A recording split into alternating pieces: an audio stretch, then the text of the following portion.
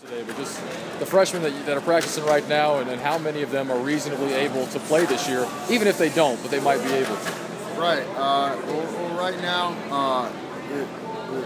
the two guys you see really that are doing exceptionally well right now are Isaiah Ford and Cam Phillips. You heard through the summertime through some of the older guys, some of the DBs that they were doing pretty well, and it's nice to see it for your own eyes. I mean, they're competing their butts off every day. They're going out there, they're having fun, they're making big-time plays, and everybody on this football team will tell you that those kids are good enough to play at this level today, and I don't see any reason why we wouldn't play them. Now, how much they play, where they play, that's kind of up to how the process plays itself out over the next couple of weeks, but I'd have no problem playing those guys game one if they continue to do the things they're doing and continue to make the daily progress that they've done so far. And but that's on them; they've earned that.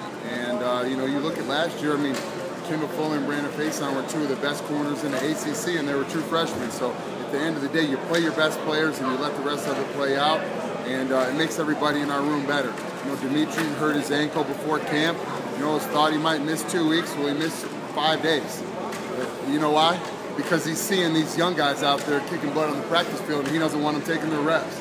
And I'm serious. Yeah. I mean, but it makes everybody in your room better. And it makes guys heal a little faster. It makes guys want to get back a little faster. And when you can continue to have that type of rapport amongst your guys, continue to have that type of competition amongst the guys, it makes the whole group better.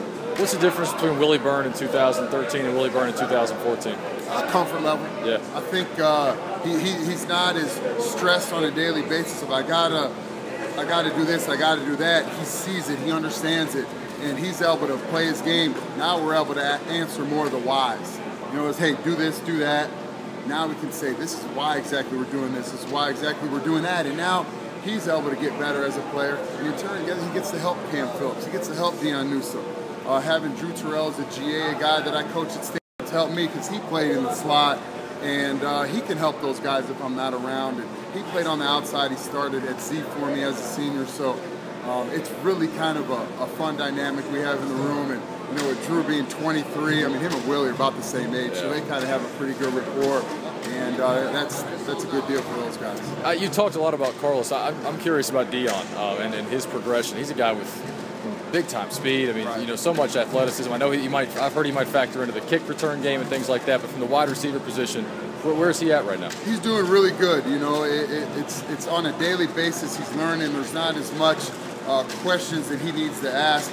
Sometimes last year Deion would go out of the huddle and he'd give you a look and you knew he had no idea what was going on. And that's typical of all freshmen, right. And even sometimes in the spring, and you're seeing a lot less of that this camp, and so he's becoming more comfortable.